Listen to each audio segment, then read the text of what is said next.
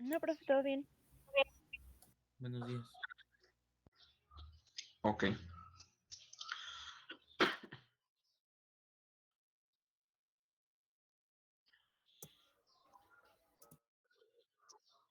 Bien. Disculpen un poquito que haya entrado un poco tarde, pues me dio un poco de lata la red, pero ya está. Bien, si no hay dudas de lo anterior, vamos a pasar al siguiente tema. Entonces déjenme mostrarles un par de videos para que puedan, para que podamos entrar en detalle. Entonces les pido que le echen un ojo y hoy comentamos.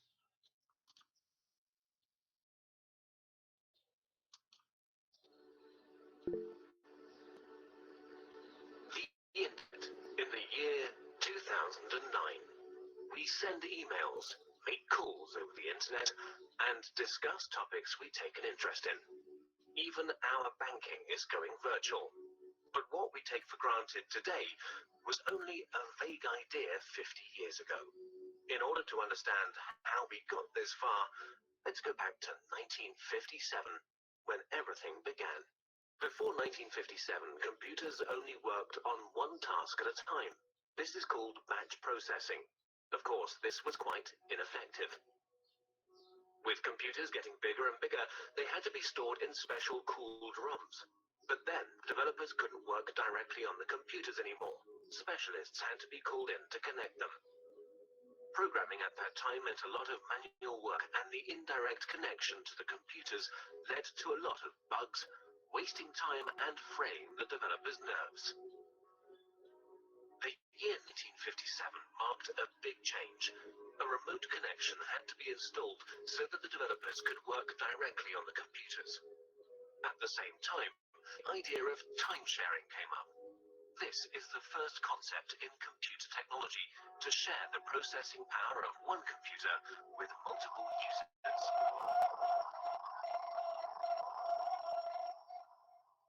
On October the 4th in 1957, during the Cold War, the first unmanned satellite Sputnik 1 was sent into orbit by the Soviet Union. The fear of a missile gap emerged. In order to secure America's lead in technology, the US founded the Defense Advanced Research Project Agency in February 1958. At that time, knowledge was transferred by people. The DARPA planned a large-scale computer network in order to accelerate knowledge transfer and avoid the doubling up of already existing research. This network would become the ARPANET. Furthermore, 3 other concepts were to be developed, which are fundamental for the history of the Internet. The concept of a military network by the RAND Corporation in America. The commercial network of the National Physical Laboratory in England. And the scientific network Cyclades in France. The scientific, military, and commercial approaches of these concepts are the foundations for our modern Internet. Let's begin with the ARPANET, the most familiar of these networks. Its development began in 1966. Universities were generally quite cautious about sharing their computers. Therefore, small computers were put in front of the mainframe. This computer, the interface message processor, took over control of the network activities, while the mainframe was only in charge of the initialization of programs and data files. At the same time, the IMP also served as interface for the mainframe. Since only the IMPs were interconnected in a network, this was also called IMP subnet.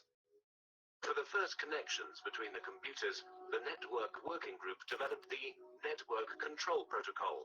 Later on, the NCP was replaced by the Efficient Transmission Control Protocol. The specific feature of the TCP is the verification of the file transfer. Let's take a short detour to England. Since the NPL network was designed on a commercial basis, a lot of users and file transfer were expected. In order to avoid congestion of the lines, the sent files were divided into smaller packets, which were put together again at the receiver. Packet switching was born.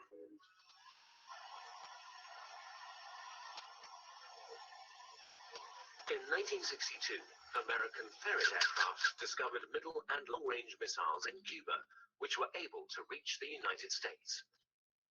This stoked fear of an atomic conflict.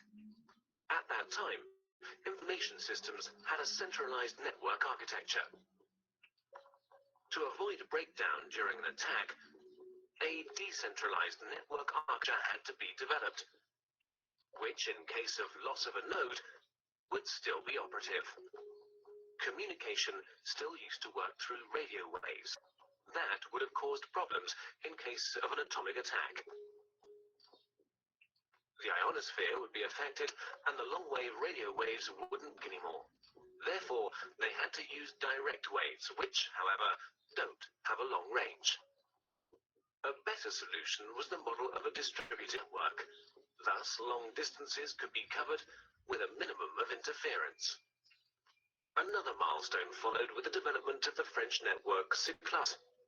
Since Cyclades had a far smaller budget than ARPANET, and thus also fewer nodes, the focus was laid on the communication with other networks. In this way, the term Internet was born. Moreover, Cyclades' concept went further than ARPA's and the MPLs. During communication between sender and receiver, the computers were not to intervene anymore, but simply serve as a transfer node. Cyclades' protocol went through all machines using a physical layer that was implemented into the hardware, providing a direct connection with the receiver, an end-to-end structure. Inspired by the Cyclades network and driven by the incompatibility between the networks, their connection gained importance everywhere. The phone companies developed the X.25 protocol, which enabled communication through their servers, in exchange for a monthly basic charge, of course. DARPA's transmission control protocol was to connect the computers through gateways. And the International Organization for Standardization designed the OSI reference model. The innovation of OSI was the attempt to standardize the network from its ends, and the channel's division into separate layers. Finally, the TC assimilated the preferences of the OSI reference model and gave way to the TCP/IP protocol, a standard which guaranteed compatibility between networks, and finally merged them, creating the Internet. By February the 28th, 1990, the ARPANET hardware was moved, but the Internet was up and running.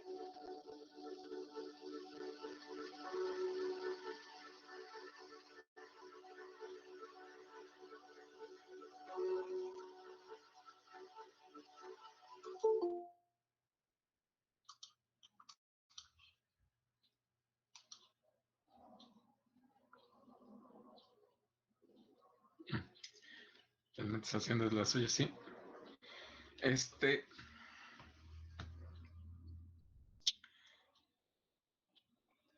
¿Alguien me puede decir por qué es importante Cyclades? ¿Cómo dijo, perdón? Se habló de la red Cyclades en el video. ¿Cuál fue su importancia?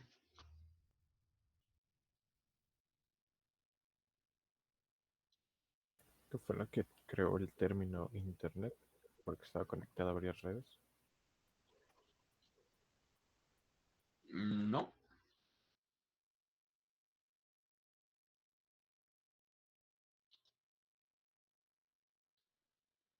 ¿No? Fue la que empezó a utilizar paquetes, ¿no? Así es, porque ellos, no fueron los que crearon los paquetes, ojo.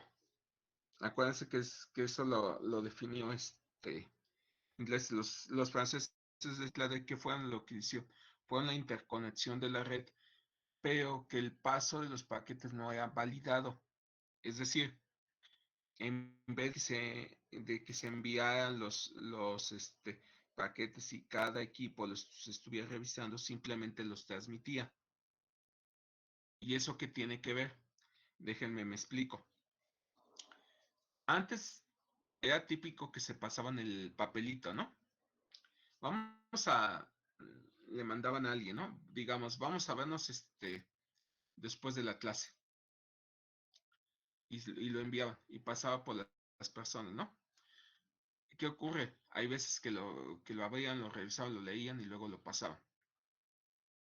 Entonces, eso implicaba tiempo. Supongamos, dado el ejemplo, pasa por 5 personas. Entonces, pasarlo entre cada persona les toma 5 segundos. Serían 25 segundos. Pero si lo revisa, cada uno de ellos, digamos, 20 segundos, entonces tendrías 125 segundos, o sea, 2 minutos y medio para llegar a su destino. En cambio, si no lo revisan, 25 segundos. Si ustedes lo ven por tiempo, pues es una mejora. ¿De cuánto? Un 500%. Entonces son de esos pequeños detalles que suenan tontos ahí de la historia del Internet. ¿Por qué lo tomaron? ¿Por qué lo hicieron? Precisamente porque son mejoras que van dando ventajas en el tiempo en la operación. Si ustedes se fijan, todo esto parte de la necesidad, uno, de la supervivencia, es decir, resiliencia, que es el término formal, y la operación estable. Oye, que si me mandan un bombazo atómico siga funcionando los servidores, sí. ¿Por dónde? Entonces fue el desarrollo. Por eso se construyó la red. Ahora, lo de los paquetes, ¿por qué es importante? Porque la información no puede ser que alguien lo tenga dominado, que alguien tenga acaparado los recursos, sino tiene que ser disponible para todos todo el tiempo. Entonces, ¿cómo se hace por turnos? Por eso no puedes enviar toda la información de golpe, porque entonces no darías oportunidad a los otros, se va haciendo por turnos, y esos turnos, ¿cómo se dividen? En paquetes, en bloques. Esa es la idea de las primeras redes. Como ven ustedes, pues va desarrollándose a partir de los elementos básicos. Esa es la primera historia del Internet. Déjenme ponerles el otro video para que tengan una referencia.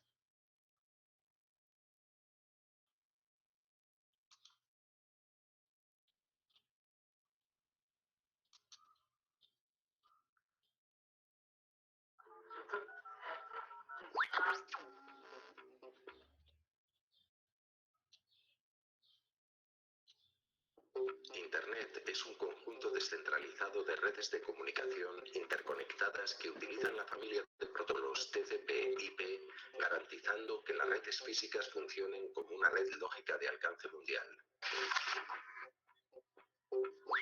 Durante el final de los años 60, Herbert Marshall McLuhan acuñó el término aldea global para describir la interconexión humana a escala mundial generada por los medios electrónicos de comunicación. Esta fue quizás una de las primeras premoniciones de lo que más tarde sería Internet. Historia de Internet.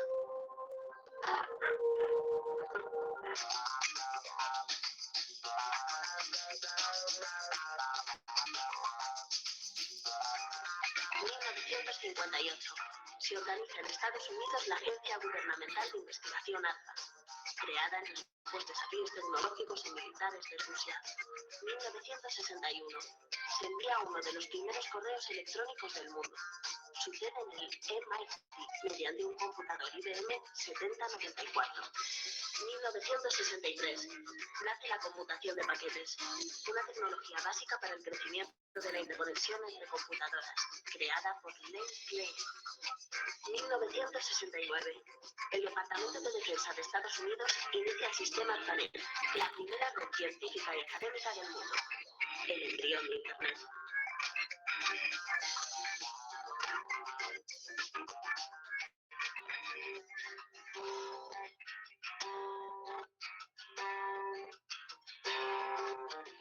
En 1972 se popularizó el uso del correo electrónico. En este mismo año se realiza la primera demostración pública de ARPANET. 1974. Bill Cerf y Robert Kahn crean el protocolo TCP/IP. ARPANET se divide y las funciones militares de ARPANET pasan a MILNET. Se van añadiendo a ARPANET miles de nuevos ordenadores. 1986. La National Science Foundation, NSF, de Estados Unidos, crea el desarrollo de la NSFNet, que será el sustituto de ARPANET. 1987. El número de hosts en Internet supera ya los 10.000. Paul Mocapetris crea el DNS, un sistema de nombres para los dominios de Internet. 1 de noviembre de 1988. Internet es infectada por un virus de tipo gusano que ocupa el 10% de la red. Se crea la CERT. Hay 100.000 hosts de la red. 1989. Internet crece de forma descomunal. Hay 50.000 redes, 4 millones de sistemas, 70 millones de usuarios. Internet comienza a tener un uso comercial. 1990. ARPANET deja de existir.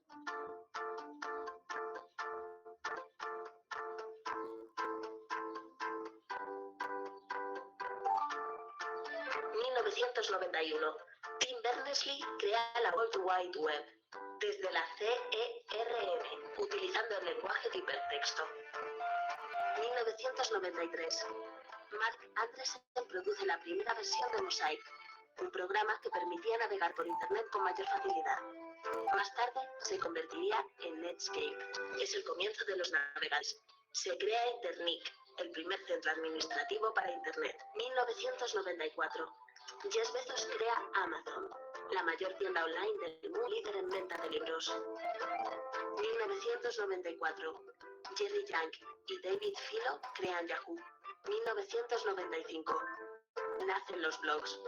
Uno de los primeros blogs del mundo es Justin Hall. Septiembre de 1995. Se funda en California eBay, el primer lugar de subastas de Internet. 1998. Aparece Google, compañía creada por Larry Page y Sergey Brin. 1999. Sean Fanning crea Napster. 2001. Bram Cohen crea BitTorrent. Enero de 2001. Jimmy Wales y Larry Sanger crean la más popular enciclopedia de Internet, la Wikipedia. 2002. Jonathan Abrams lanza Friendster, la primera red social del mundo. 2004. Mark Zuckerberg lanza Facebook. Febrero de 2004. Chad Hurley, Steve Chen y Jawed Karim crean en California YouTube.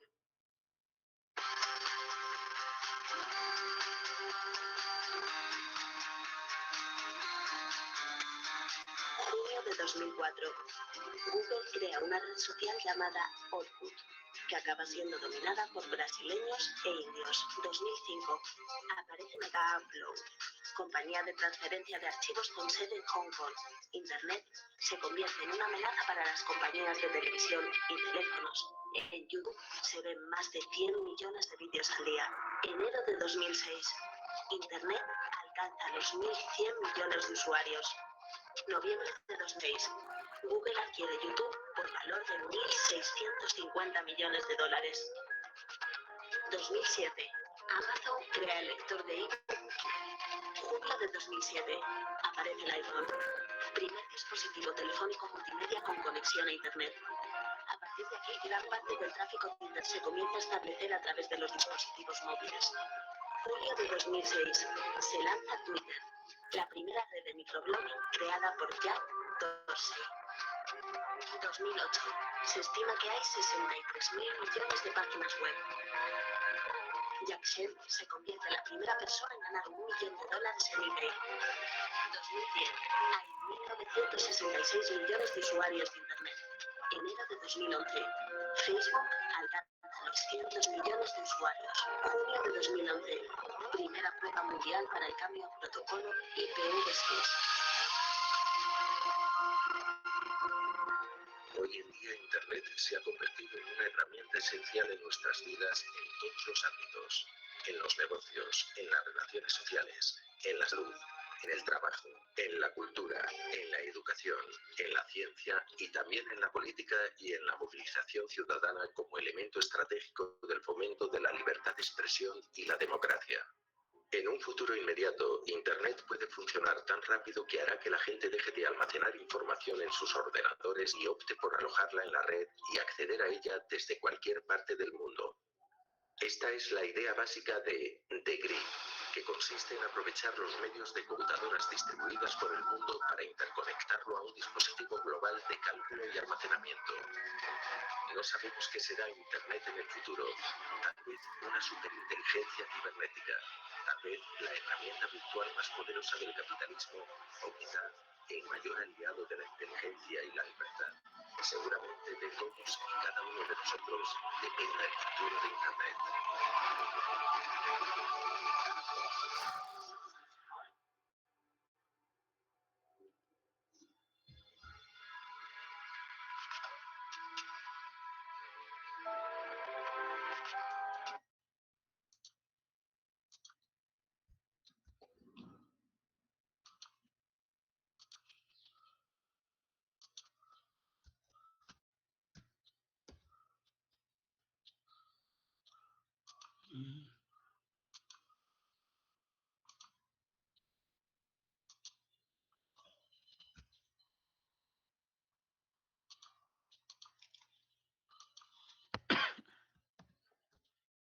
Y ahí están las ligas. ¿Qué fue lo que notaron del otro video? Habla también de la historia del Internet.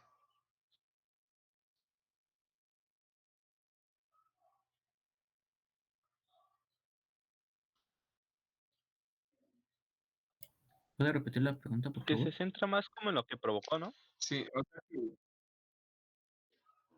Ujú. O sea, como ven ustedes, el primer video hablaba de protocolos, etcétera, pero ¿de qué habló? De los sucesos más importantes del Internet.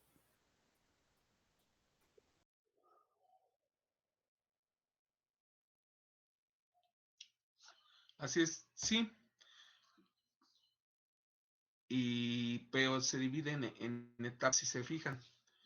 Primero, los primeros elementos, ¿a qué se refieren? Al desarrollo, si se fijan, hasta 1926, casi todo fue en desarrollar los elementos básicos. Entonces, si ven ahí, desde lo que definió, ideó Klein Rock, McLuhan. De hecho, ellos, por ejemplo, ponían en dibujos lo que estamos haciendo ahorita. En 1967, 68, ellos lo proponían como una posible aplicación. Lo que estamos haciendo ahorita en este momento de las clases vía internet. Entonces es un cambio fantástico en el tiempo. Ahora, se fijan todos los desarrollos que fue el TCP/IP, etcétera, fueron hechos por ingenieros. Se fijan las fotos, pues eran gente grande, ¿no? Pero eran matemáticos, ingenieros, gente que se dedicó a desarrollar la habilidad, la fuerza tan funcional y tan resistente que tiene la red. Definió TCP/IP, definió el modelo OSI, etcétera. Pero ya después del 96, después del 99, etcétera, si se fijan qué tipo de gente es, más jóvenes, más manejando. ¿Por qué?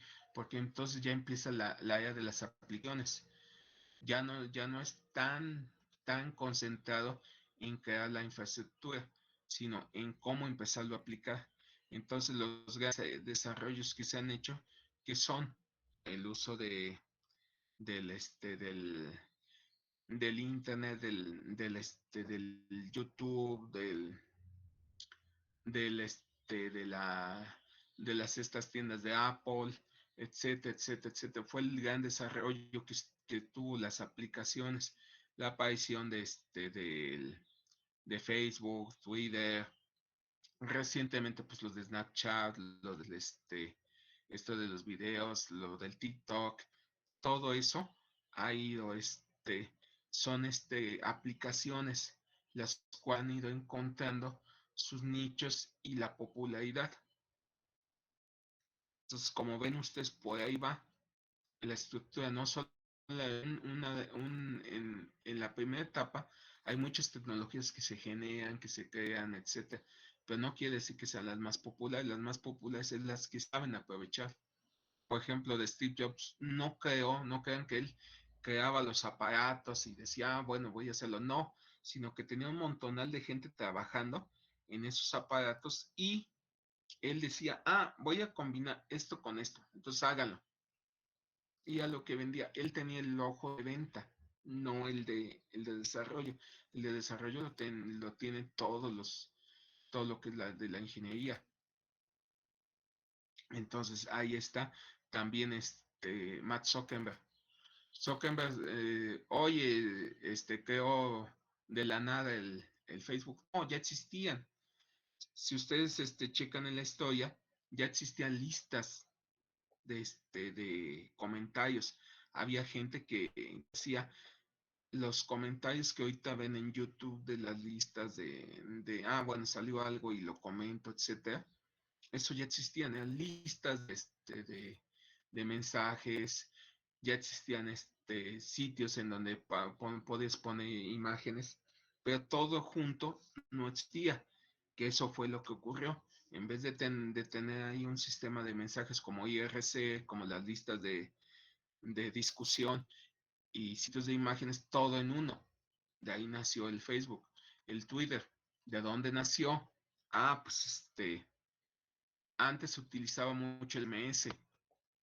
El SMS, que es el protocolo de mensajes que todavía medio sigue apareciendo ahí en sus celulares. Cuando, por ejemplo, les llega el aviso, no, pues compra esto, o ve esta liga, o ya tienes que pagar tu teléfono, y van apareciendo esos mensajitos o noticias de los noticias, etcétera, eran SMS. Entonces llegaban ahí, tú veías los mensajes y a eso se dedicaba ese protocolo. ¿Qué fue lo que ocurrió? Alguien dijo, bueno, vamos a hacer lo mismo en en mensajes cortos, utilizan web, y de ahí nació el Twitter. Así es, el video pues tiene más segundo video obviamente pues tiene más caras bonitas, más explicaciones, pero los dos son importantes porque quiero que vean que es la infraestructura, cómo se va desarrollando. ¿Por qué? Porque ese fue el gran paso. Primero desarrollar la infraestructura y luego las aplicaciones. Oye, pero ¿ha habido desarrollo? Sí, a partir de que se generó mejoras, etcétera, pues ha habido nuevas necesidades que van llenándose con nuevas tecnologías. Antes utilizaba una computadora, pues era nada más una PC, en algunos casos un laptop y ya. Hoy no. Hoy tienes tu teléfono, tu tablet, tu Smart TV. Entonces se necesitan conectar, entonces necesitas otras aplicaciones y bueno, si ya puedes conectar eso, ¿por qué no conectar la chapa de tu cuarto? ¿Por qué no conectar las luces de tu casa, etcétera, etcétera? Entonces es el Internet de las cosas. Entonces vamos a meter también eso tiene que ser administrado. ¿Cómo? Pues entonces ya podemos meter un software que lo maneje, que hace tú puedes manejarlo por medio de web, etcétera, y por qué no mejor con voz. Entonces empiezas a hacer el concepto de la inteligencia artificial que pueda leer la información y darte todo por medio de un lenguaje natural, que es la nueva idea de interfaz. En vez de que sea de texto o web, sea de voz. Ahí es donde entra Amazon, donde entra Cortana, donde entra donde entra sí, etcétera. Y ustedes, pues muchos de ustedes ya tienen que su bocina, sí, dime la hora. Dime dame una música. Enciende la luz, cámbiale al televisor. ponme las noticias o ponme música. Y ya sin necesidad siquiera de utilizar un celular, sin simplemente hablarlo. ¿No es cierto? Entonces, por ahí va, pero todo eso tiene que pasar por una infraestructura, tiene que pasar por un montonal de protocolos para que funcionen y que todo ese desorden, ese caos organizado funcione correctamente.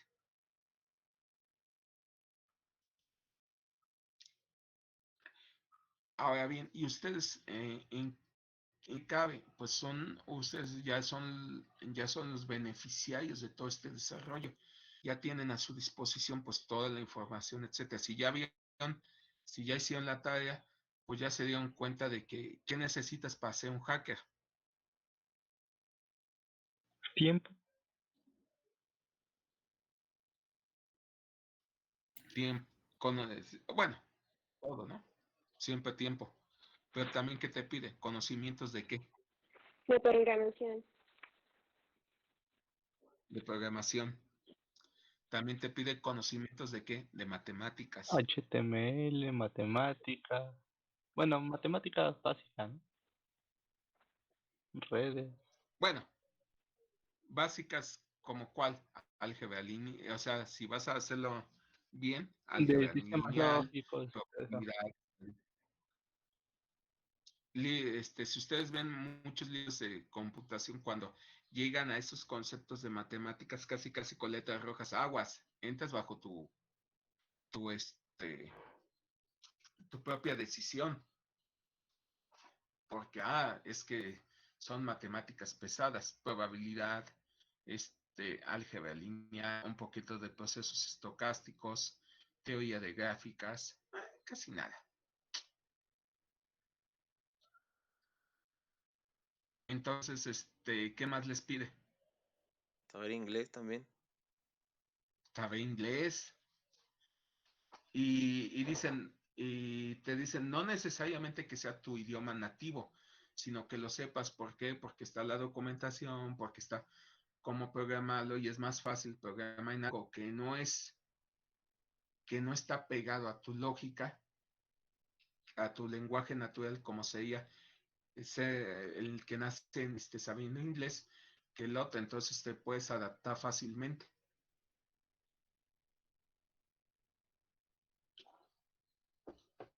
De las habilidades que les pidió, que describe Raymond en su para un hacker, ¿ustedes como cuántas creen que puedan cumplir?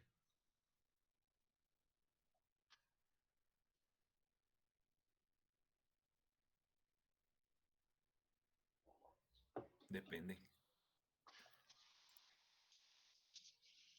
Depende, no se han fijado que cumplen muchas.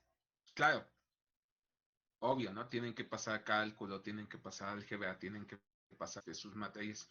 Pero si se fijan, muchas de las cosas que pide las pueden tener, simplemente que hace falta dedicación. Esa es la gran situación, la dedicación. Entonces ustedes se les está dando las herramientas para que avancen a otro nivel, que no se quede nada más con la definición básica. No, por ahí no la vida, sino que ustedes lleguen a otro nivel, que sepan más, que puedan aplicar, que puedan no solamente saber, sino definir, por aquí se va a hacer esto o no se va a hacer esto, o se puede hacer como tú quieres en esta secuencia, o no, es mejor esta otra, cuál es más óptima, etcétera, según las necesidades. Esa es la idea. Y del video de YouTube acá en cuenta.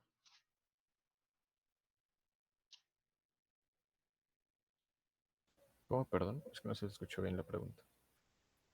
Y del video, los que ya hicieron la tarea, pues ya han de haber visto el video. ¿Da defensa al uso del teléfono? Uh-huh. Bueno, lo que yo entendí del video es Ese es que otro. ¿puedo hablar? Sí, adelante, adelante.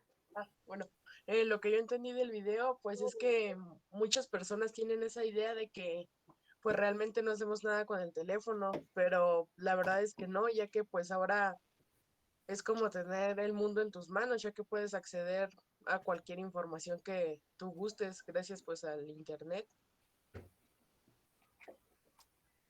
Exactamente.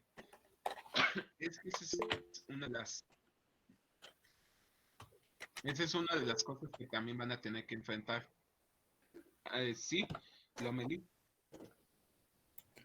Yo solo quería comentar eso, lo del video, y es que es algo, podría decirse que gracioso, porque podría decirse que esa perspectiva la llevan más que nada personas mayores que como nos ven muy centrados en el teléfono o algo así, pues es como que dicen, pues es que él no está haciendo nada, nada más está, no sé, perdiendo el tiempo. Incluso a veces ha llegado cosas que dicen, deja ese teléfono, sal a convivir, cosas así, pero pues realmente no se consideran todas las herramientas que tiene. O sea, con un celular podría decirse que se puede viajar al otro mundo, se puede conocer, no sé, culturas, tradiciones, cosas así, y realmente son cosas que no se han considerado o que al menos no se les ha presentado de la mejor forma, que lo siguen viendo como ni siquiera como una herramienta, sino como algo malo que nos está perjudicando cuando realmente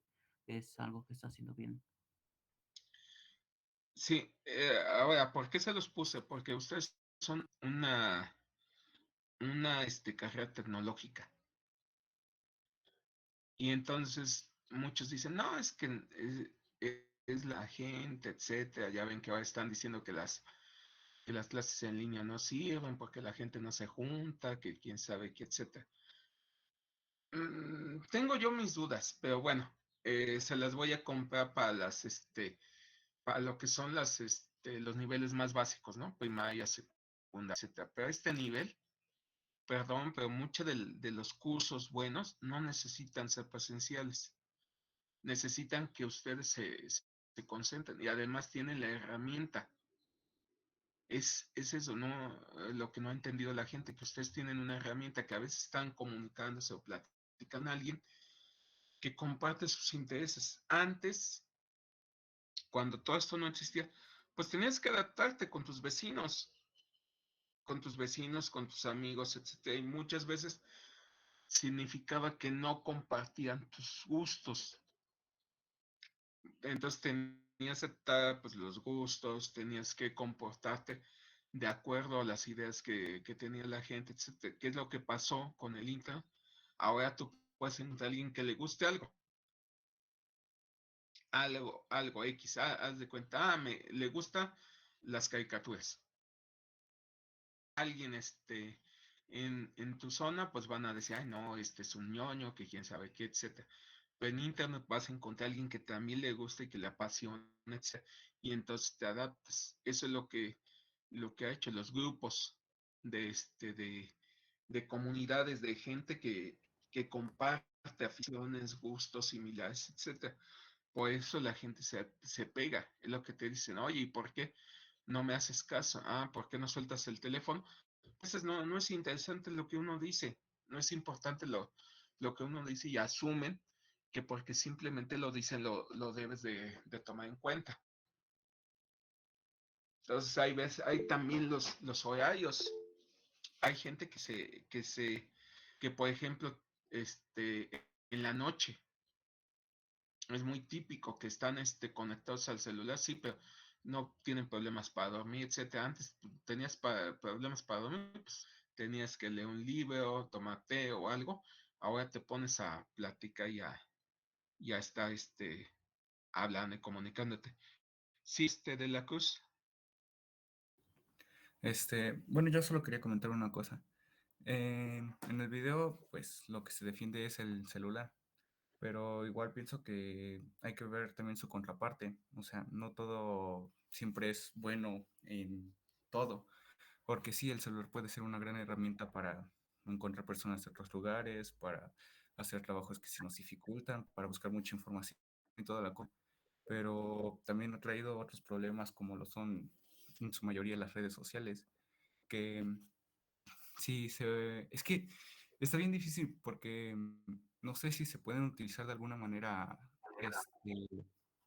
buena, con que, como decimos, sí nos junta y toda la cosa, siempre hay como estos grupos de personas que solo se hacen, es como un hate constante y como que polariza mucho a la gente entre muchos grupos que no se llevan y entonces hacen de la comunidad como muy tóxica. Ya es el ejemplo de Twitter, en donde pues no hay filtro ni nada y se descontrola la gente haciendo comentarios. Igual en Facebook, bueno, en todas estas partes. Además de eso, también es la pérdida de tiempo que solemos pasar en ellas, porque son muy, muy, muy adictivas. Y no digo que esté mal, o sea, cada quien ocupa su tiempo en la manera que, pues, que tenemos, ¿no? Si alguien quiere entretenimiento, pues está bien, date unas 2 horas de Facebook, 1 hora de TikTok y así.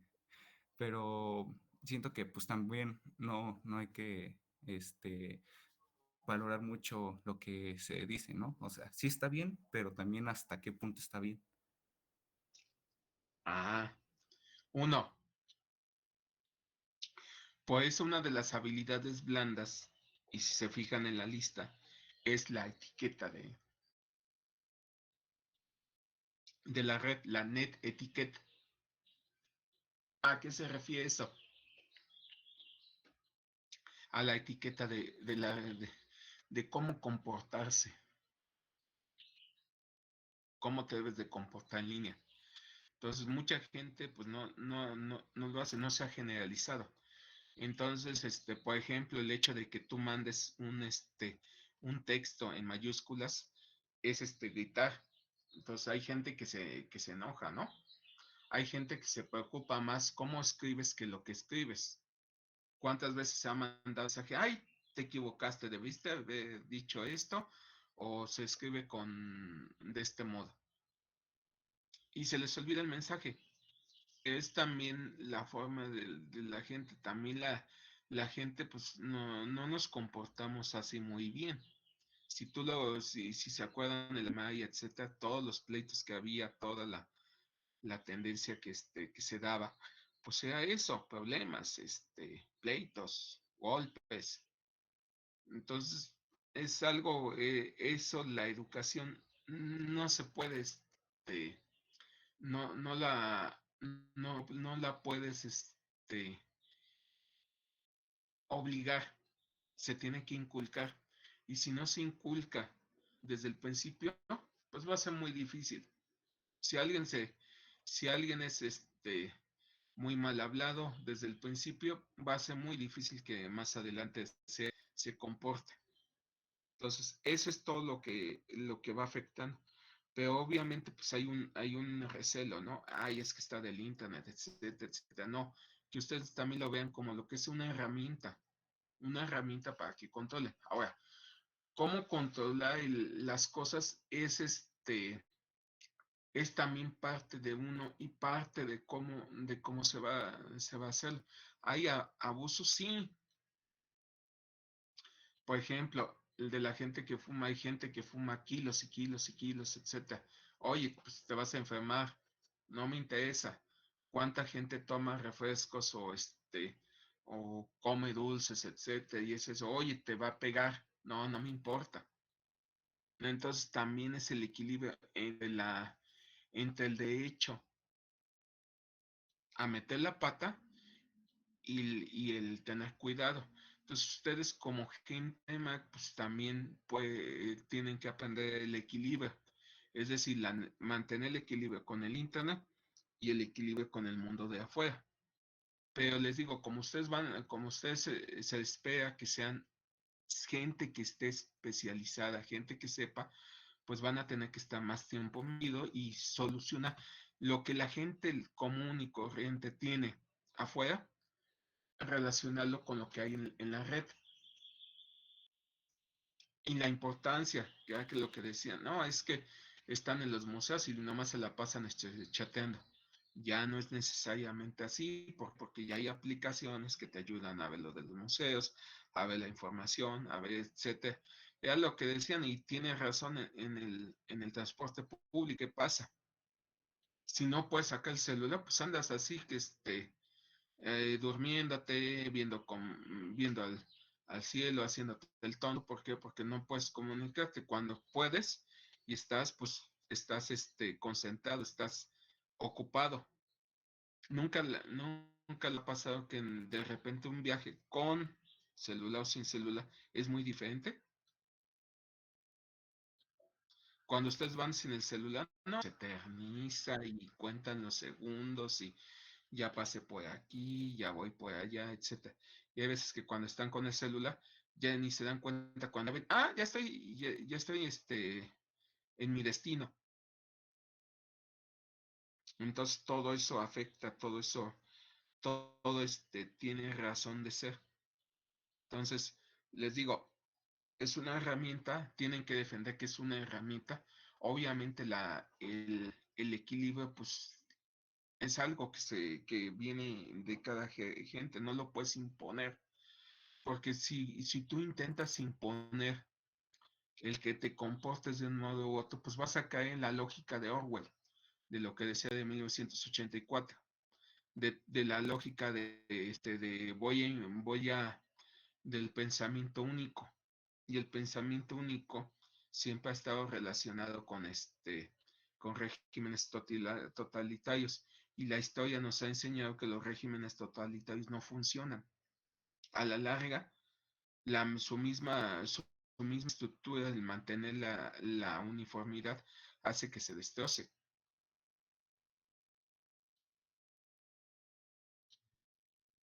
En Internet hay dos opiniones, la mía y la equivocada. Pues sí, y esa es en la práctica como mucha gente la ve. Yo estoy bien y los demás están mal, ¿no? También está la sugerencia y eso, y además también en cosas como política, religión, etcétera, pues es todavía más canijo esto de las ideas, pero independientemente, amén de eso, que se den una idea de que ustedes tienen herramientas, van a ser especialistas con esto. Les digo, siguiendo esta carrera, para allá van. Bien que mal, van a resolver el problema a alguien. Van a encontrar cómo funcionarlo.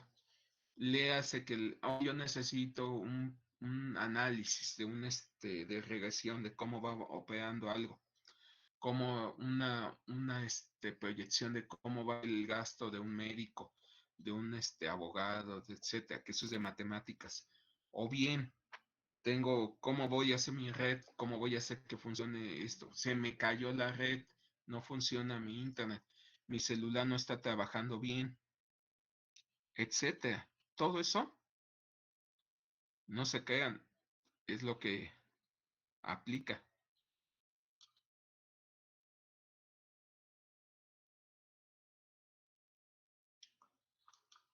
Y les digo, volviendo nada más a comentar un poco más de lo de Raymond. ¿Qué les pide? Les dice, ustedes tienen que aprender a usar el internet, a utilizar la red, y necesitan de programador, necesitan saber programar, saber matemáticas, saber inglés, etcétera. ¿Y qué es lo que están llevando? Pues los elementos. Entonces ustedes, les espera de ustedes que sean los que resuelvan el hack, el que sepa cómo encontrar la solución al problema que los demás tienen. Y eso es lo que les pagan. Para eso les van a pagar. Eso es en donde te vas a pagar, y yo quiero cobrar tanta cantidad de dinero. ¿Por qué? Porque solucionas los problemas de alguien más.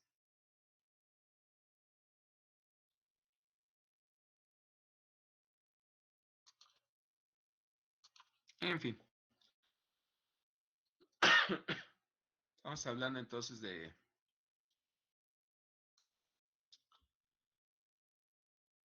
de la historia del Internet, que ya vimos que ya la habían más rápido.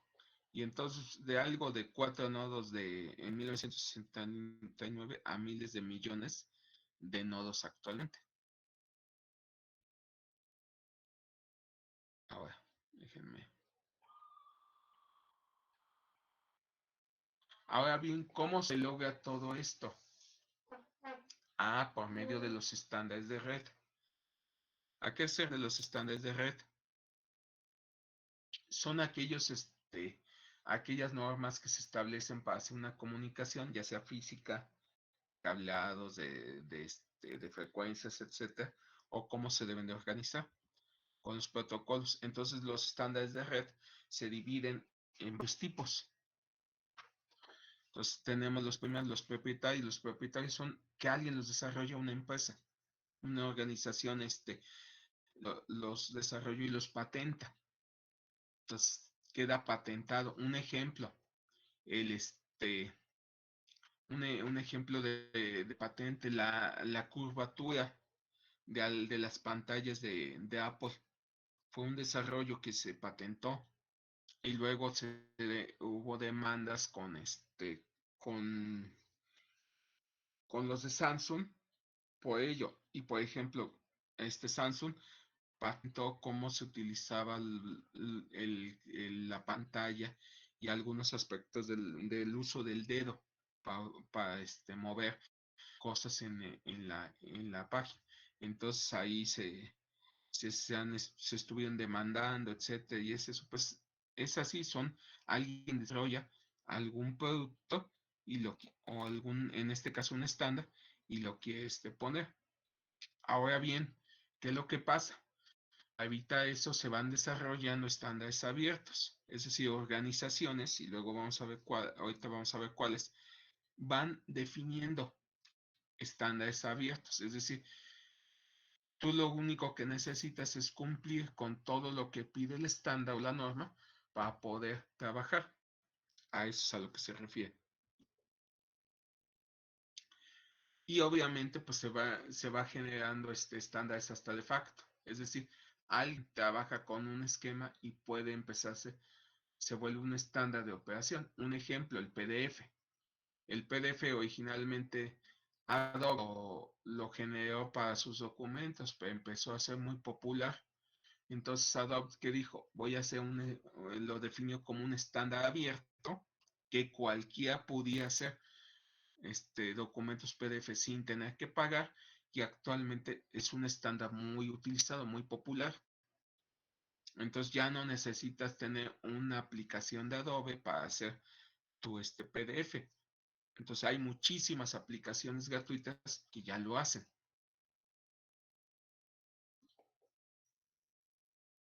Entonces pues hay mucho de esto. En Internet también van a encontrar estos de los requests for comment o las peticiones de comentarios. Los RFC, todo lo que son protocolos de Internet netamente que trabajan con TCP/IP, los van a encontrar que muchos de su estructura ahí están definidos esos protocolos. El HTTP, el MIM, el FTP, todo lo que es la VPN, etcétera, están definidos en estándares del RFC. Entonces ahí es donde los van a encontrar ustedes más seguido.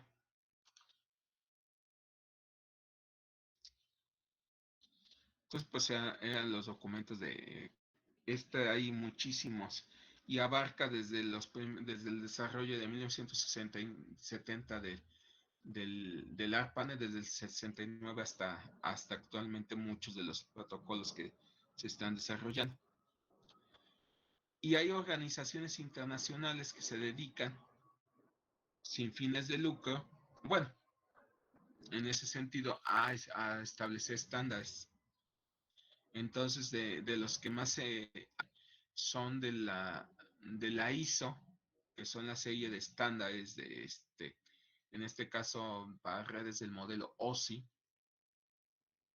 que es el que ha definido muchas de las estructuras, la CITT, que son protocolos de comunicación de, de datos, en especial de inalámbricos, por ejemplo, todo lo del 3G, 4G, etcétera, ellos lo definen. La ANSI, que son las normas de cómputo de Estados Unidos, que normalmente aquí en México lo que hemos hecho es casi es copia de esas normas.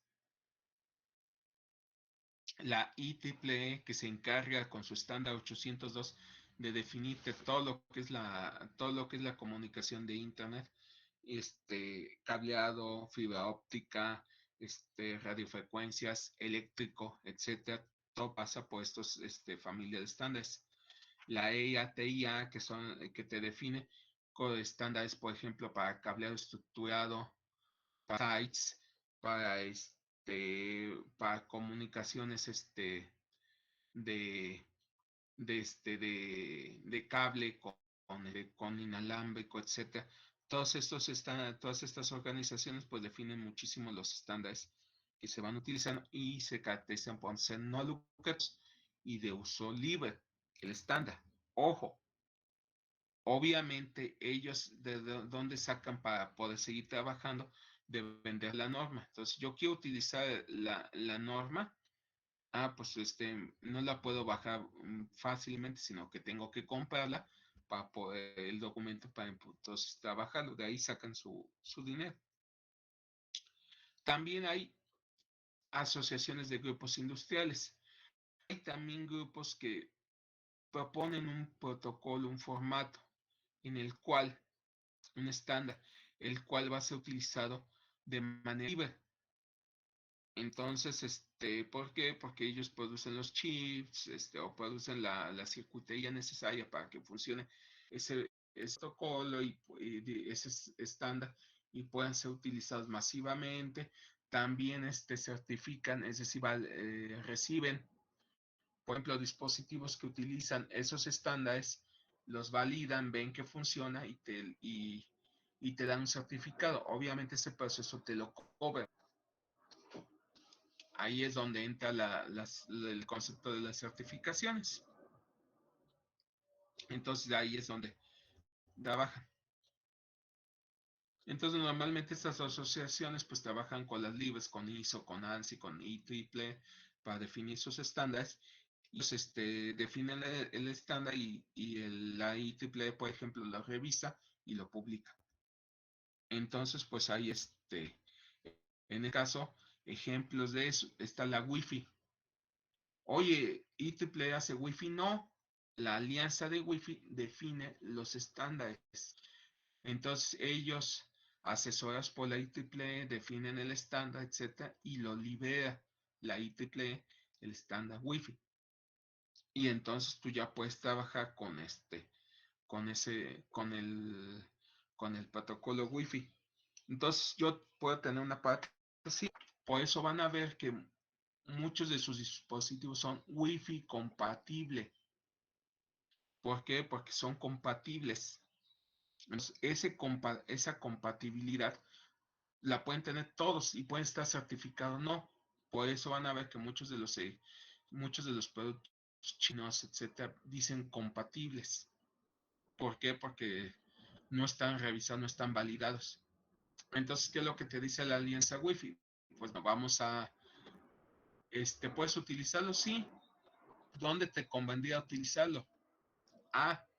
Entonces los productos que nosotros revisemos y digamos, estos son los mejores. ¿Y cómo lo hacen? Tú mandas a prueba los zapatos, ellos los revisan y te dan una certificación de calificado, qualified, o fully qualified. Calificado dice, bueno, cumple con lo mínimo y puede trabajar. Ese es calificado.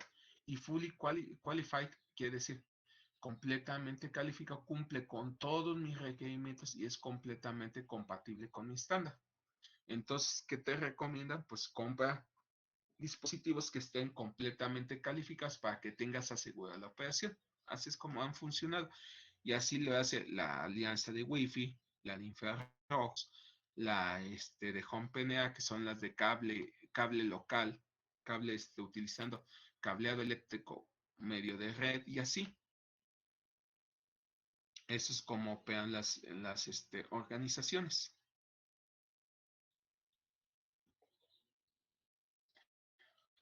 Entonces, pues es el desarrollo del Internet.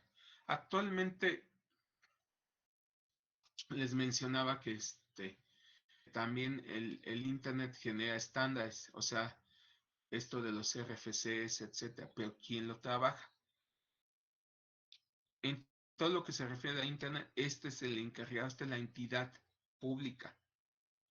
Es una entidad pública privada que la sociedad de Internet maneja muchísimas muchísimas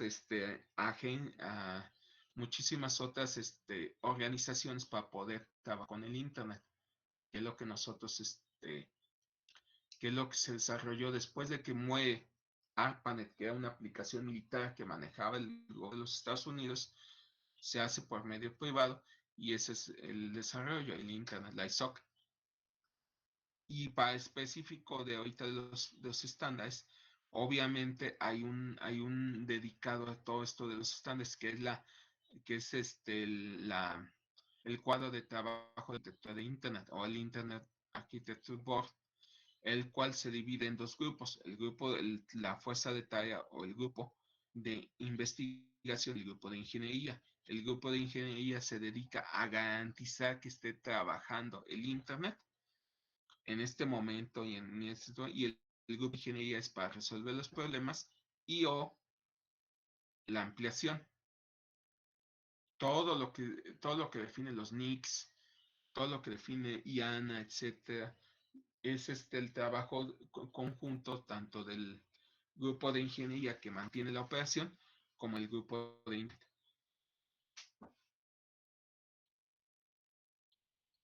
Ok, ¿dudas?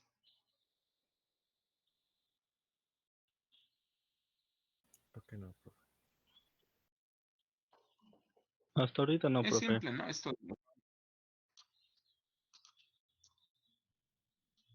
Esto de las normas es bastante simple de cómo lo maneja. ¿Quién hace las normas? ¿Cómo las hacen?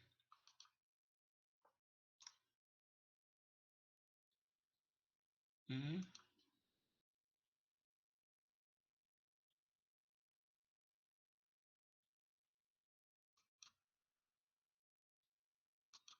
a ver, espérame.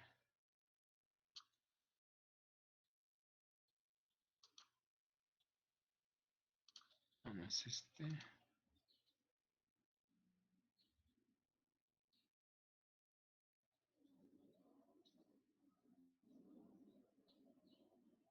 Déjenme ajustarlo.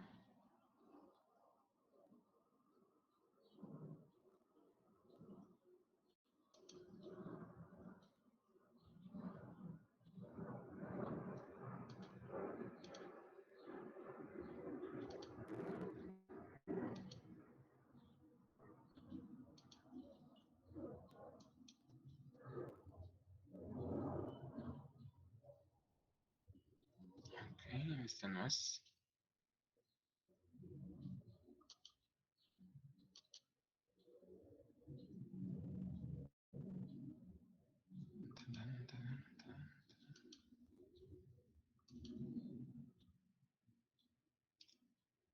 Ok.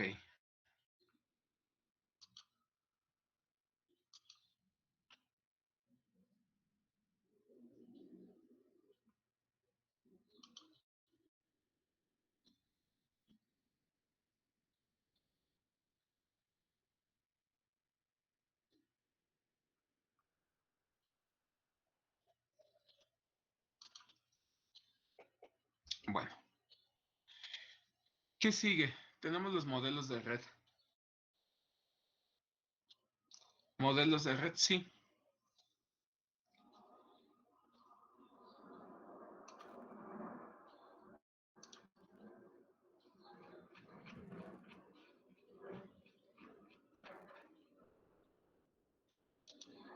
Los protocolos que están unidos se agrupan en estructuras, en modelos de cómo van a trabajar las redes. Entonces tenemos cómo se va a hacer la comunicación. Ahora, la comunicación se ha definido en capas lógicas. ¿Sí? Esas capas son una estructura, una operación que va a hacer cada elemento, se dedica a hacer una actividad específica en la comunicación. Entonces las capas superiores siempre van a ser clientes de las capas inferiores y las capas inferiores van a ser servidores de las capas superiores. Eso es lo que dice la regla. Entonces, sin importar cómo te comuniques, dos capas diferentes van a trabajar lo mismo, van a ser iguales. Eso es lo que quiere decir esta gráfica. Tenemos entonces que las capas del mismo tipo van a tener la misma actividad y va a ser la comunicación. Y siempre la comunicación va a ser de arriba hacia abajo y de abajo hacia arriba. Y se tienen los modelos de red. Entonces tenemos el primer modelo, que es el modelo OSI. El OSI es de los 80s, es el estándar IEEE7438, el cual se refiere a todo a cómo se va a hacer la comunicación. Ellos que definían el modelo OSI son estas capas y son estas 7 capas en las cuales se define todo el proceso de comunicación. Es decir, todo lo que empieza de la comunicación ahí está definido y es pregunta de certificación, no solamente de examen, es de certificación saberse cada una de estas capas. Oye, yo he oído que hablan de capa 8 o capa 9, no hay eso. El estándar no define ni capa 8 ni capa 9. Lo que se definía como capa 8 son los usuarios. Pero bueno, eso es medio técnico. La definición son 7 capas y eso es lo que va a funcionar. Punto.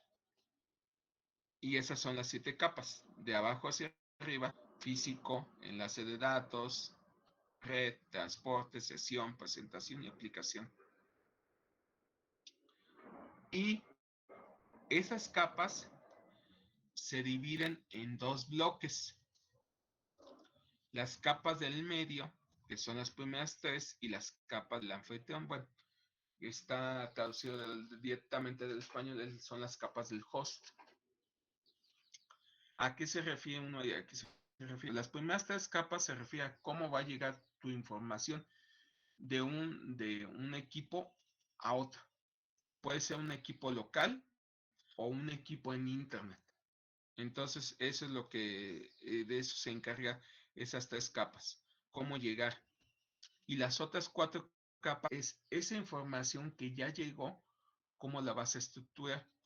Va a tener va a estar en qué formato, va a ser parte de otro pedazo de información o es única, pertenece a una sesión, a qué aplicación está asignado, todo eso es lo que maneja. Entonces vámonos de abajo hacia arriba. La más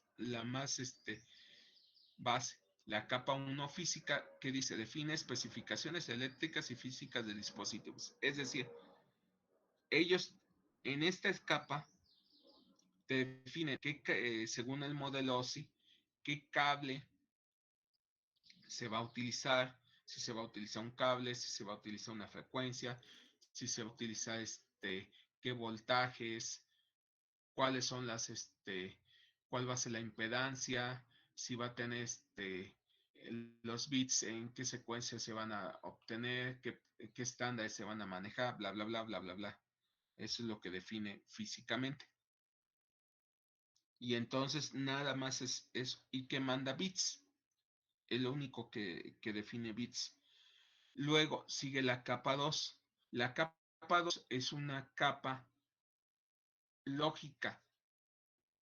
O sea, tú ya estás mandando tus bloques de bits. Bueno, esos bits se agrupan en algo que se llama fine o trama, como se traduce al español. Entonces esa trama viene con datos. Entonces va a definir, esta capa define cómo van a llegar, cuáles van a ser los bloques de información, cómo se van a manejar. Hasta ahí. Luego, la capa 3, una vez que ya llega a un dispositivo, bueno, llega a tu dispositivo de red, por dónde va a viajar, cómo va a llegar hasta la red en donde está tu receptor. A eso es a lo que dedica la capa de red. Entonces también tenemos entonces a eso es a lo que se dedica, te define por dónde va a ir, quién va a ser tu conexión, cuáles son las rutas. Es donde van a ver hay una materia que se llama teoría de gráficas. Y bueno, debería ser teoría de grafos, pero errores de traducción originales. La teoría de gráficas es eso, te refiere a, bueno, tienes nodos. Los puntos que están viendo aquí, las cajitas y todo esto, son nodos, son ruteadores. Esto es a lo que se refiere. Entonces, estas cajitas te van definiendo una ruta hacia dónde va a ir pues, tus datos. Entonces, todo eso de qué rutas, cómo establecer un camino, cómo establecer un circuito, una vuelta, todo eso son temas que se ven ahí de manera, y sus protocolos se pueden ver, o bueno, los algoritmos que se utilizan para crear todas esas análisis se definen ahí en teoría de gráficas, por eso es muy importante. No crean que es únicamente para redes, hay muchísimas aplicaciones, se asombrarían de la cantidad de aplicaciones que hay para teoría de gráficas, pero esta es una. Y bueno, luego, ¿qué sigue? Ahora sí, pasando acá, las capas de hosts. Ahí, ¿qué es lo que se encarga? Ya llegaron tus datos, bueno, ¿llegaron bien? Son confiables, es decir, viene del inglés reliability, vienen, están bien configurados, es un solo segmento o es uno de muchos. Entonces, ¿cómo voy a armar toda la información que me estás mandando en una sola estructura conocida? ¿Y hay error? ¿Llegaron bien? Sí, no. Si hay error, ¿cómo lo corrijo? Entonces, eso es lo que se aplica. También te maneja el concepto de orientación a conexión o no. Es decir, va a ser, les digo, solo mensajes o solo va a ser conexión, como el teléfono o el WhatsApp. Orientado a conexiones, por ejemplo, cuando tú tienes una interacción directa con algo, como en el teléfono. Tú no puedes tener una llamada si no tienes a alguien a quien que esté al otro lado recibiendo esa llamada. No funciona. Igual pasa aquí, no funciona si no esta capa si no tiene con quién conectarse. En cambio, cuando no está orientado a conexión, que es que son los mensajes, por ejemplo, del WhatsApp, puedes tú enviar tu mensaje. Oye, ¿llegó el mensaje? Sí, pero lo leyó la persona. No, no necesariamente, puede estar ocupada, dormida, lo que quieras, y ya después contestar. Entonces, ese es el concepto de no orientado a conexión, que tú puedas trabajar con otra persona. ¿Dudas?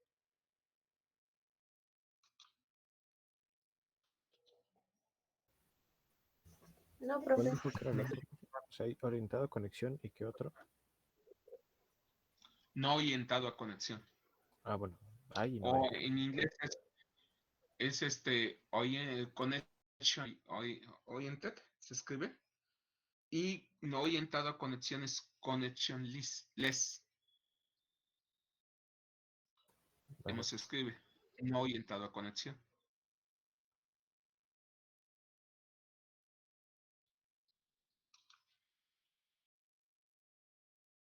Luego sigue la capa 5. La capa 5, según el estándar del modelo OSI, te define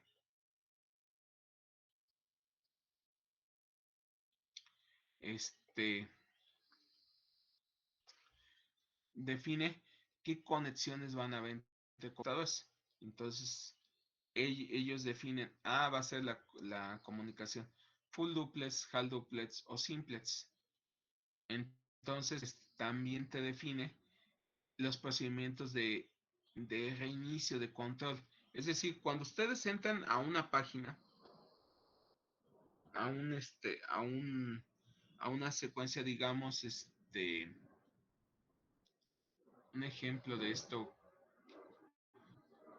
Por ejemplo, que van a llenar un formato. No sé si les han dado ahí de la coordinación, llenan un formato. Entonces tú puedes empezar a llenar el formato y decir, bueno, no alcanzo a terminarlo. Luego continúo.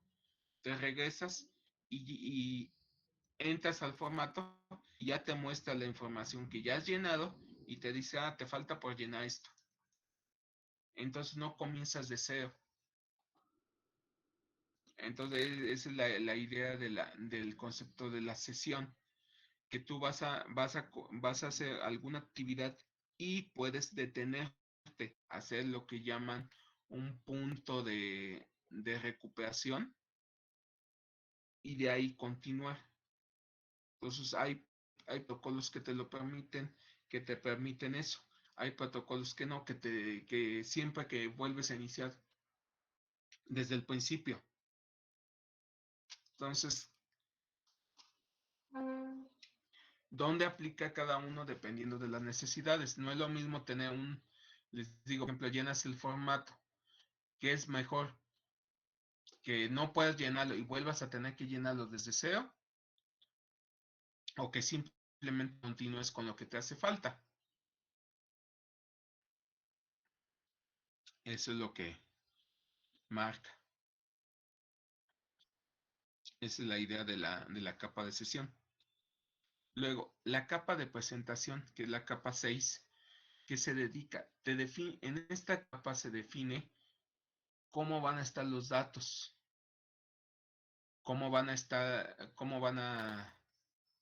qué datos se van a utilizar. Es decir, vas a hablar en inglés, en español, en chino, en alemán, etcétera. Ok, va a ser en español. Bueno, español. Caray. ¿Cómo? Pues el español sí. Si ustedes checan, hay una definición de español de España, español de México, español de Estados Unidos, español de Panamá, español de Venezuela, español de Perú, español de Chile, español de Argentina, etc. Y son pequeños cambios, y créanlo o no, sí tiene mucha diferencia. ¿Por qué? Porque, por ejemplo, nosotros, en general, para la información de los números, cómo nos manejamos, el punto en donde lo utilizamos, en un número. El punto es qué significa para nosotros. Decimales. Decimales. ¿Y la coma? Para pares de 3, ¿no? Bueno. Para múltiplos, ¿estamos de acuerdo? Ok. Pero nosotros tomamos el esquema de Estados Unidos. Estados Unidos trabaja con punto y coma. Hasta ahí. En cambio, el resto de los países de Latinoamérica utiliza el esquema europeo, donde la coma es el separador de decimales y el punto es el separador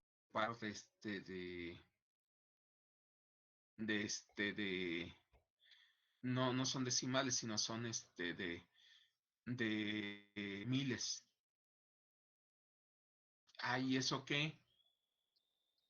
Obviamente, entonces estamos en un esquema de información. ¿Y eso qué? Pues obviamente tienes que tener un esquema para poder recibir esa información correctamente. Si tú mandas un valor con punto y el otro te lee que su algoritmo es con coma, no te lo va a poder reconocer y va a decir, ¿sabes qué? No, está mal. ¿Por qué me estás poniendo las comas? ¿Por qué estás poniendo los puntos? Y vámonos a algo por ahí. ¿Qué es lo que pasa, por ejemplo, con lo de los precios, con lo del Buen Fin? ¿No están los cazaofertas o los casas? Entonces muchas veces contratan a gente de Sudamérica para meter los datos. ¿Y qué es lo que ponen? Por ejemplo, 12,500 cuesta, digamos, una pantalla. Y le ponen 12.500,00. ¿Y qué ha pasado?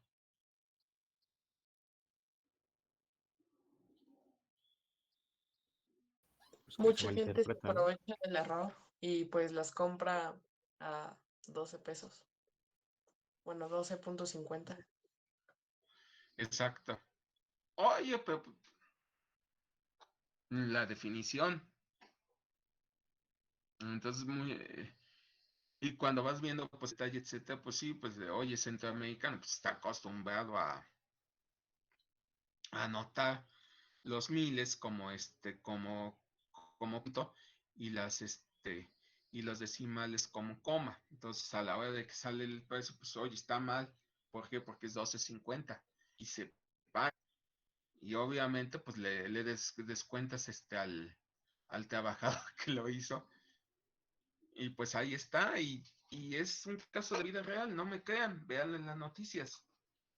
Entonces son errores de datos, sí. Por ejemplo, si te llega a ti digamos, un 05, 07, 20, díganme qué fecha es.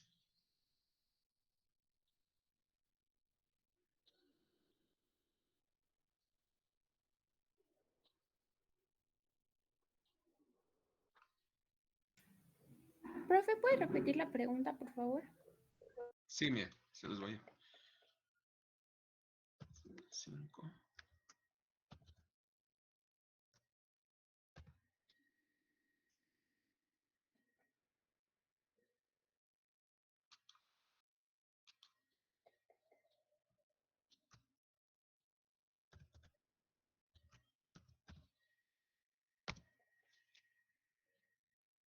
A ver si ya.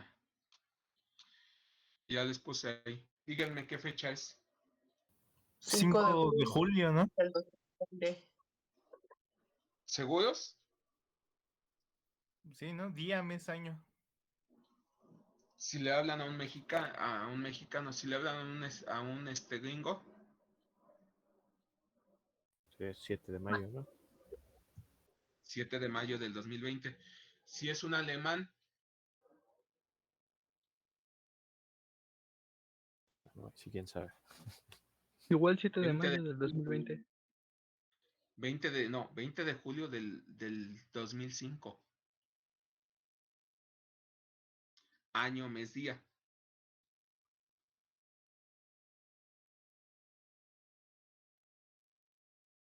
Ah, 2000. Podría ser 1905. Porque no está definido el siglo. ¿Están de acuerdo? Entonces, ese es a lo que yo me refiero. Entonces, la codificación de los datos, si no está definido, pues te puede causar problemas. Por eso cuando ustedes ven una ñ, de repente, no sé si han visto algo así. O o de repente no tengo aquí libras.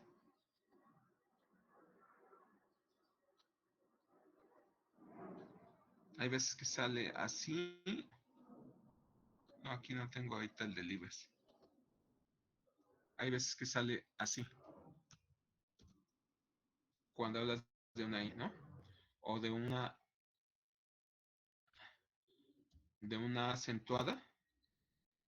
Se han visto que sale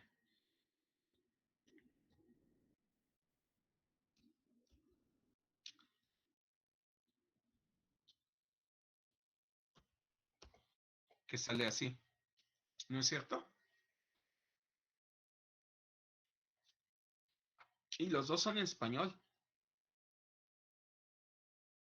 Ah, pero porque está uno en español de España que utiliza un estándar 8016 y nosotros trabajamos con el español latino que es 8059 o 8059-15. ¿Cuál?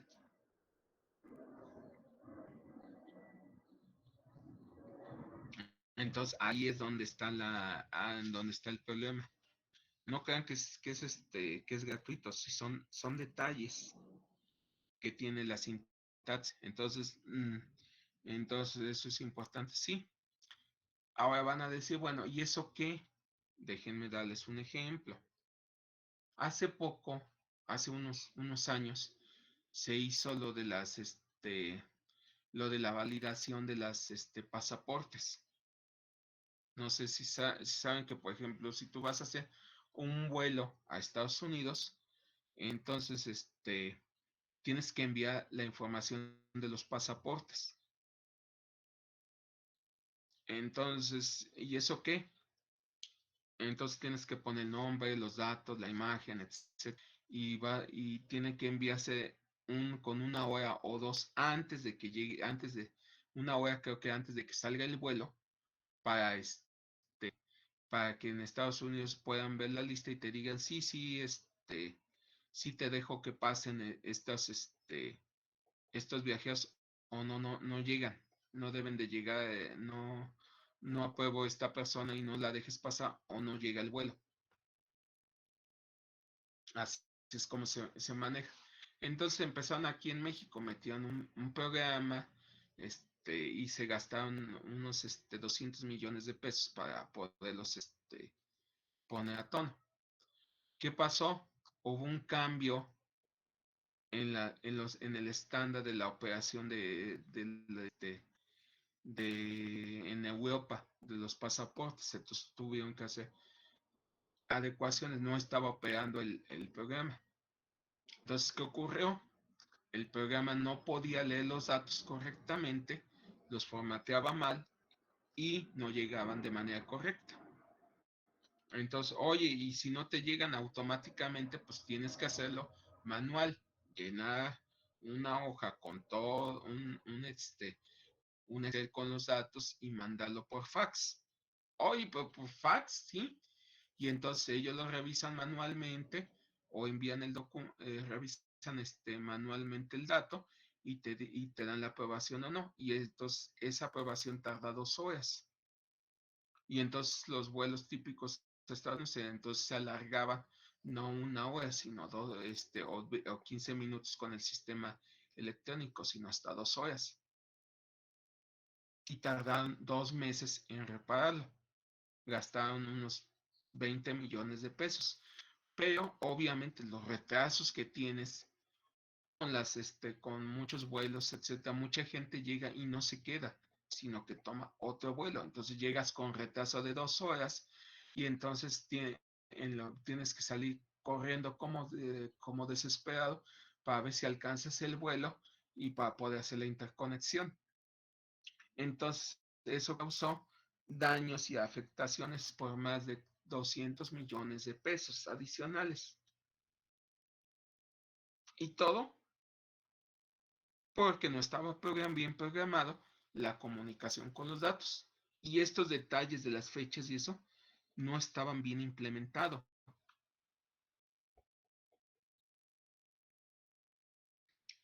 Ahora hay un estándar para fechas en donde tú pones ahora sí qué fecha, qué la fecha, cuál es la fecha en secuencia de qué va a ser, si va a ser año completo, o sea, de los 4 dígitos del año, los dígitos del mes, los dígitos del día, en una secuencia estándar, a los minutos y segundos, en qué horario, uso horario. Por ejemplo, nosotros tenemos un uso horario en este momento de GMT -6.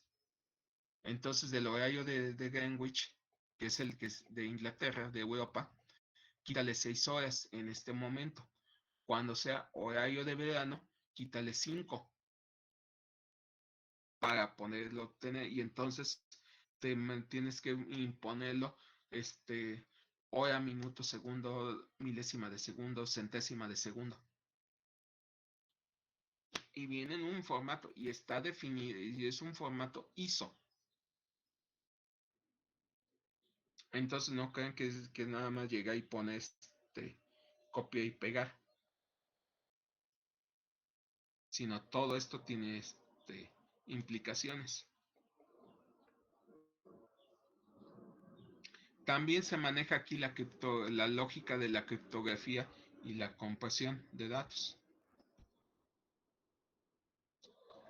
Y por último la capa 7, que es la capa más, que son básicamente las aplicaciones y sella la interfase que tienes con el usuario. Entonces, esa es la última capa del modelo OSI y esa es la que se comunica con tu usuario y todo lo que vas a hacer lo va a definir con ellos. Hasta ahí. Luego habla capa 8, pero les digo, ya es de los usuarios, etc. Y es más mercadotecnia. Y bueno, ¿qué pasa con cada una de estas aplicaciones? Como ven ustedes, no es nada más llegar y mandar. Según el modelo, sí, tiene que estar encapsulado. A eso es a lo que se refiere. Entonces le va añadiendo identificadores conforme va pasando cada uno de los niveles. Entonces hay una cabecera de datos. Y entonces el APDU, ¿qué significa esto de APDU? Es unidad de datos del paquete de la capa de aplicación, APDU, de la capa de presentación y así. Si se fijan, es ponerle etiquetas, cabeceras. Pero ya cuando llegamos a las capas de host, digo de media, que son la capa de enlace y la capa física, cambian. Ahí se añade una cabecera, un terminado, una cola. Entonces, un header y cola. ¿Qué es lo que hace? Encapsula los datos. Entonces, ese bloque de datos se convierte en un paquete. Está envuelto en un identificador para que sea recuperable y se envía a través de la red. Entonces, el siguiente nivel, una vez llegado a una red, se divide en bloques más pequeños que son las tramas para poderse comunicar, y de esas tramas es lo que se envía a los bits en modo físico. Entonces ahí es donde cambia. Por eso van a ver que son las unidades de datos. Se habla de paquetes y de tramas. Paquetes es la cantidad de bloques de información y las tramas son bloques más pequeños para una comunicación local. ¿Dudas?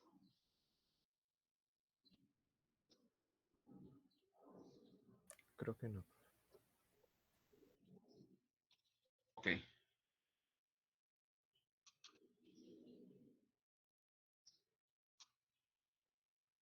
Bueno, tarea para el próximo martes. Ahí se los pongo. La voy a subir también a la página.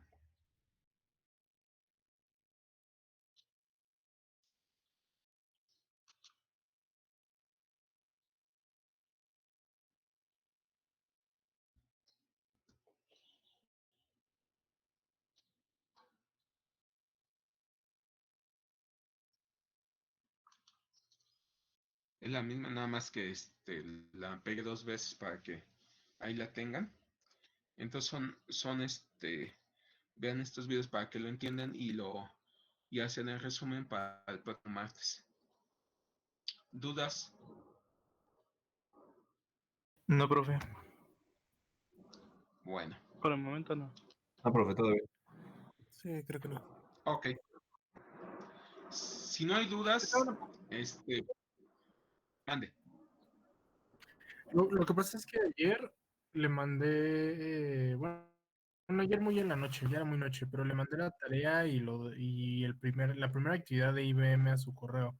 Solamente que no recuerdo si tenía que escribir o guardarlos el resumen. Bueno, me acuerdo que era en PDF, pero no me acuerdo si tenía que ponerle algún nombre en específico para darle como un formato. No sé si me puede recordar Nada cómo más, guardar los a ver, archivos. el archivo tiene que tener de tu resumen, la primera hoja tiene que tener tu nombre, el número de cuenta y qué es lo que estás resumiendo, o sea, las actividades. Ok. A resumir. Entonces, acuérdense que son 2 actividades. Ahí. Es la actividad 1 y la actividad 2 que se van a entregar en esta semana. Entonces, es el certificado de la actividad 1 más el resumen de la actividad 1. Y luego, certificado de la actividad 2 más el resumen de la actividad 2. Y lo tengo que Profe, tengo guardar una duda sobre eso. en específico, profe. ¿Cómo? Perdón. Ajá, o sea, los tengo que guardar con un nombre en plan actividad 1-matrícula, algo así. Santos Mendoza y... Ok. Están levantando la mano. Tienen la duda. Denme un momento.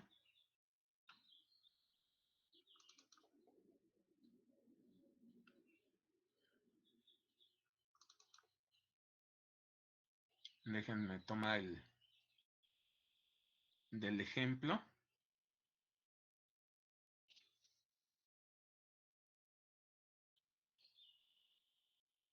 Un segundo.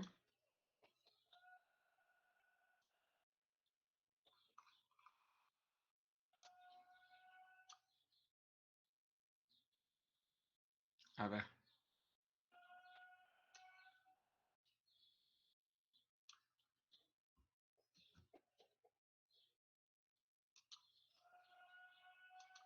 Miren, en este ejemplo les ponen aquí.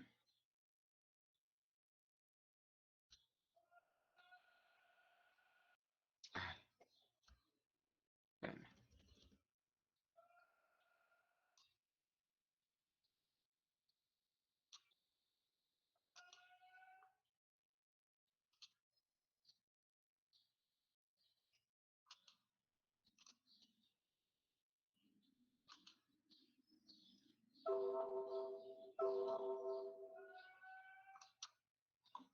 Esto.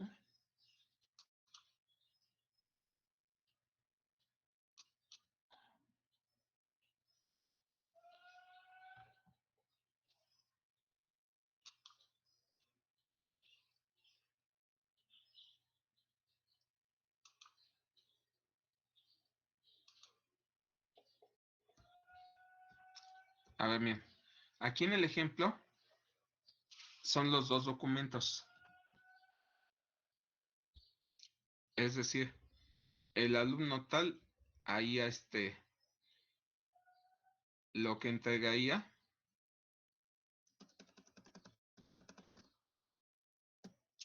sería así, 2 documentos. Uno con la actividad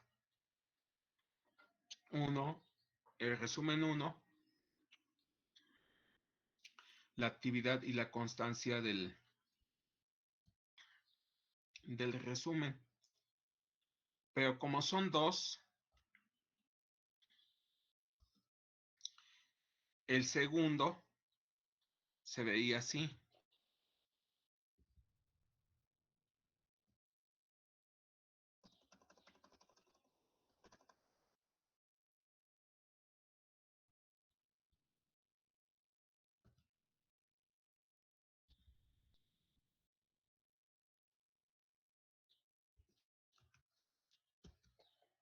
¿sí? Entonces tendrías dos documentos con la actividad y el resumen 1 junto con constancia 1, y aquí sería la actividad 2, resumen 2, y la actividad 2, constancia 2. Ok, a ver, aquí tengo.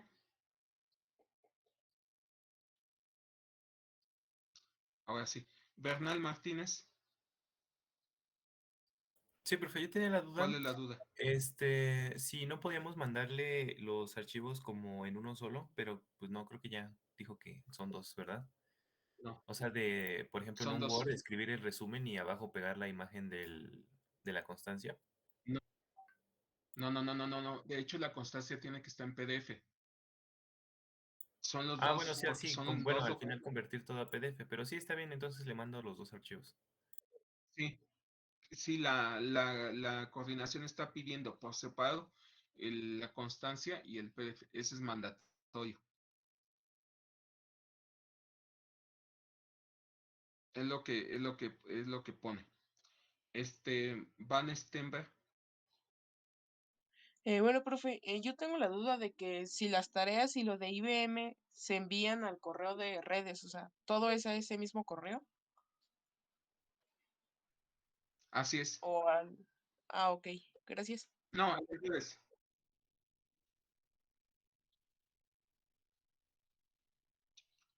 Entonces, ahí es lo que, les digo, ¿a quién más? Gudiño. Yo le quería preguntar, busqué el documento del cronograma, vaya, del IBM, pero no lo encontré en la página. No sé si se lo podría pasar, por favor. Sí, hoy en la tarde se los paso. Ah, vale, muchísimas gracias. Que de hecho ya se los había hecho llegar. Creo que nada más quienes faltan, creo que son los que no me han enviado sus datos por correo. Pero de todos modos, envíenmelos hoy en la tarde para que me den oportunidad para enviárselos en la noche, y además y enviarles otra vuelta el viernes para tener ¿Qué seguridad de que datos los envían del tengan correo? todos. Es que yo entré en altas y bajas, perdón. Ah, me tienes que enviar el correo de PC Puma Ujú. 805393, tu nombre completo, como estás registrado en la escuela, tu número de cuenta, tus correos alternativos para localizarte y tu estado de vacunación. Profe, una Sí, o preguntota sea, rápida. ¿En qué salón nos veríamos mencionan. en presencial? Ahora el martes, si ¿Mande todo usted? va bien. ¿En qué salón nos veríamos el Sí, martes en presencial? no nos han confirmado. ¿Por qué? Porque no ha cambiado el semáforo. En el momento que, a ver, no han dado el aviso. En el momento que den el aviso de que el semáforo pasa a verde, sería el especial. Entre hoy y mañana tienen que avisar. Entonces, de lo que decida el consejo va a enviar correos. Yo inmediatamente, de lo que digan, yo les avisaría. ¿Saben que continuamos en línea o no? Nos vamos a presentar y esto es lo que se pide para presentarse. ¿De acuerdo?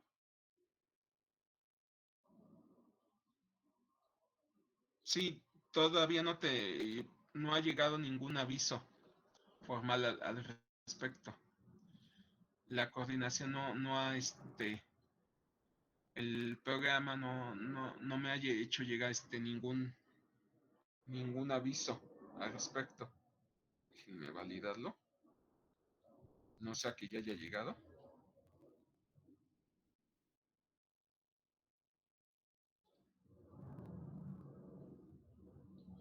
No.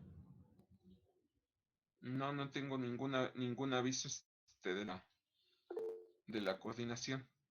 Entonces, no tengo la seguridad, pero es que también está casado con el hecho de que van a tener una